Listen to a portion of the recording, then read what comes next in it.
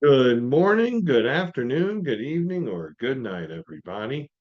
My name is Bill Woodcock, and you are watching or listening to another edition of But Before We Go, the podcast by Gen X, about Gen X, for everybody.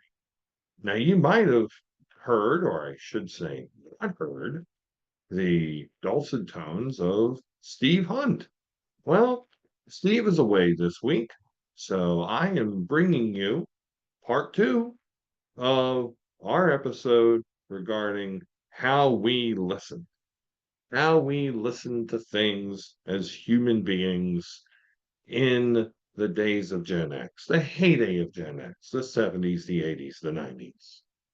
During the first half of our episode, we talked about reel to reel tapes. We talked about LPs played at various levels of RPM 33, 45, 78, and also the dreaded 16 RPM speed that made everybody sound like Froggy from the Little Rascals. We talked about the 8-track cassettes and their their unfortunate clicks in the middle of songs or between songs and having to flip those bad boys over and all the messes they created.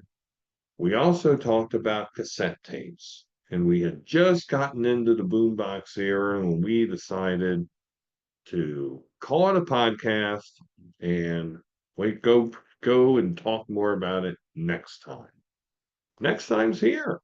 So, with no further ado, let's press on. There were some amazing things about the cassette tape. The cassette tape had some terrific advantages to it. One, it was portable as hell. It's the size of a pack of cigarettes, the size of a deck of playing cards. It could fit in your pocket, it could fit in your purse, it could fit in, your bag. It can go anywhere. You know, you didn't need anything to carry around cassettes. They were very portable, and as such, they were conducive to a lot of portable means of conveyance and, of course, portable means of playing. The Walkman, popularized by Sony, but now the Walkman, like Kleenex, Kleenex has been used to denote all forms of of nasal tissue. Now, Walkman is any portable stereo listening device other than a boombox, but there's the magnitude size, difference between a boombox and a Walkman. A Walkman's tiny. Some Walkman's something that attaches to your belt clip or your shirt or your pants, and it's your companion as you go walking or just go on about your world's business. Um, and Walkmans were awesome. You would walk around with your headphones, you would go work out, you could go running. You could be doing anything and have your music your way in your Walkman. Um, the boombox was a totally different construct. If you had a boombox out, you wanted world to hear your tunes. You wanted the world to hear your damn music. And so that's what you did. You found a corner or a street or someplace somewhere, maybe a park bench, who the heck knows? And if there were people around, so much the better. The more people, the better. Maybe they were people you knew, maybe they were people you didn't know. But anyway, you needed to make your presence felt. And so what you did was you slapped that cassette into your boombox and you hit play and you cranked up the friggin' bass reception in that thing and you just let those beats go. And the boombox is what eventually gave us, for example, breakdancing. Hadn't been for the boombox, there would have been no breakdancing. There would have been no ray gun without the boombox. So boomboxes were important. Boomboxes were essential. And I think Steve Hunt would tell you that they were essential if you were an African American. But oh no, no, no, no, no. I would say they were essential, period. If you were a Gen Xer. You needed to have a boombox. I had a boombox. I had several boomboxes, several of them.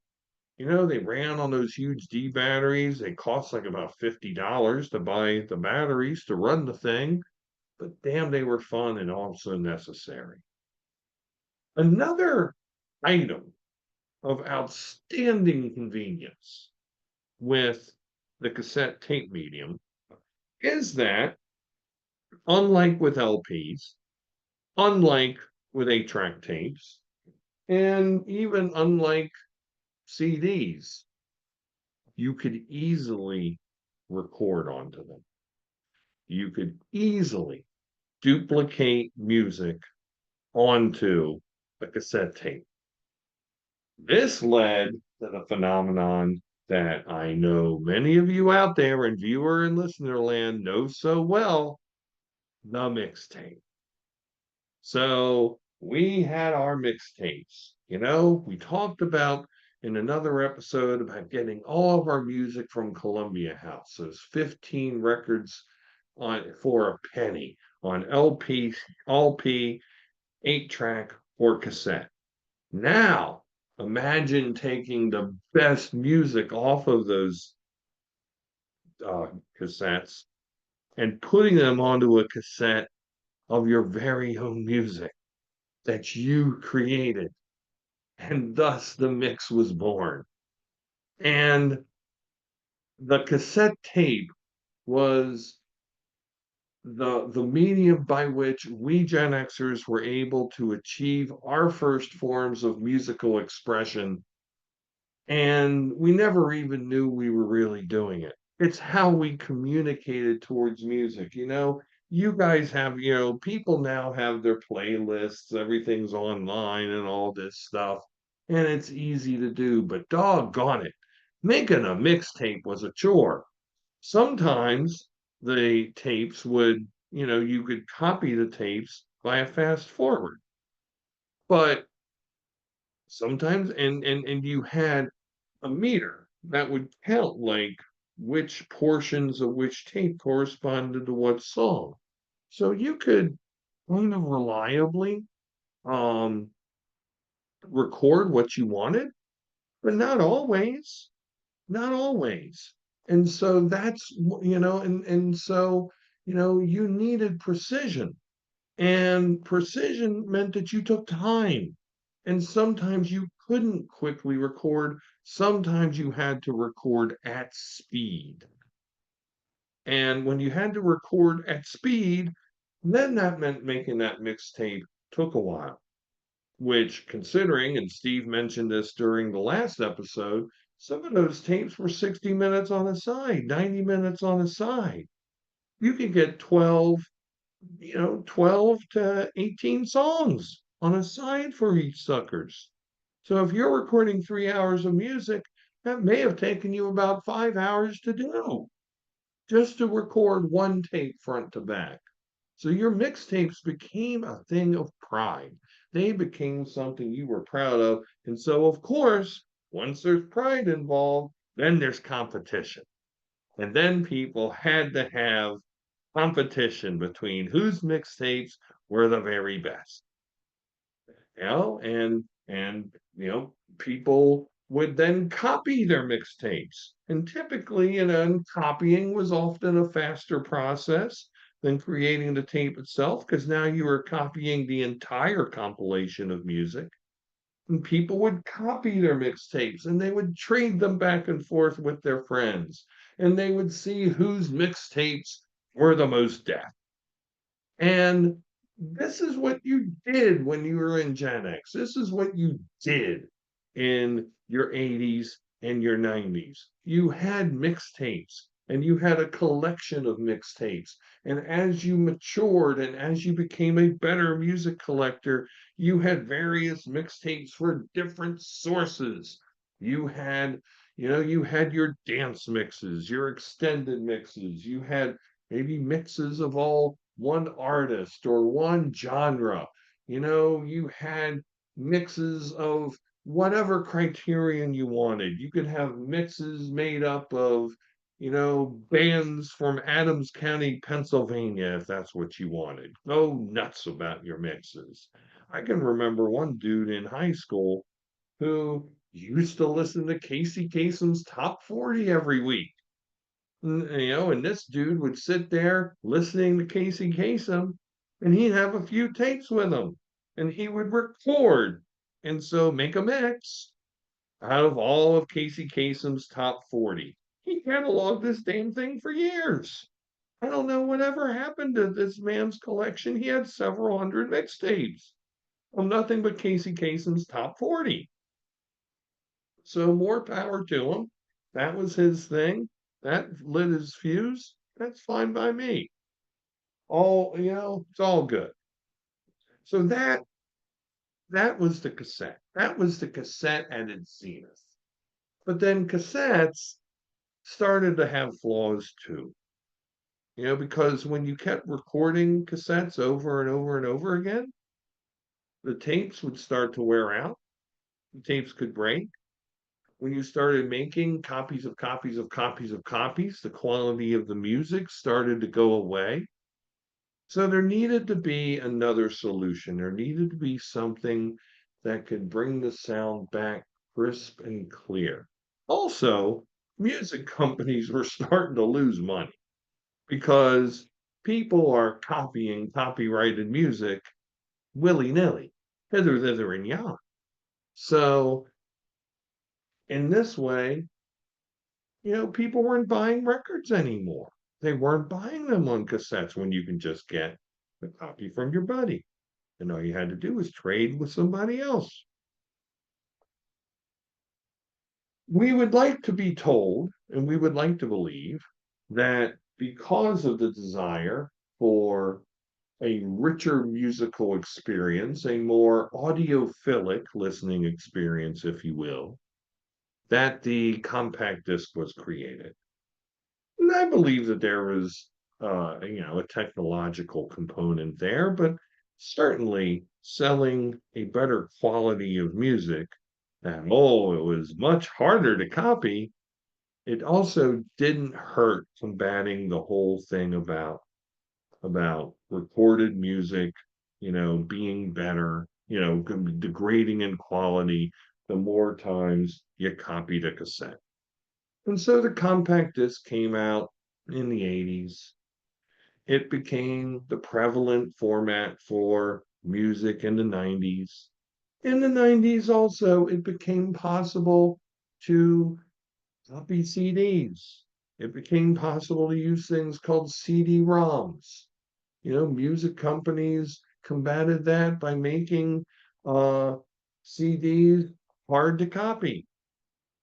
But then as soon as they would make things hard to copy, there would be a way to break through the encryption or the coding that made the CD hard to copy and made it easy to copy all over again.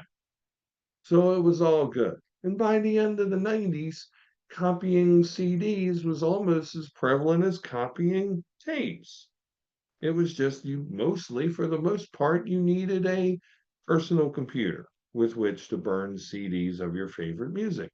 But compact discs in themselves were pretty awesome. They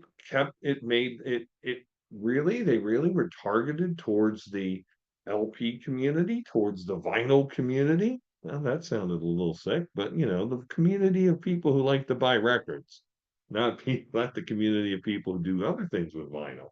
But the people who like to buy records instead of buying these pizza boxes, which are record album covers, all you did was you bought about a 4 by 4 inch box and case, and that's your CD case.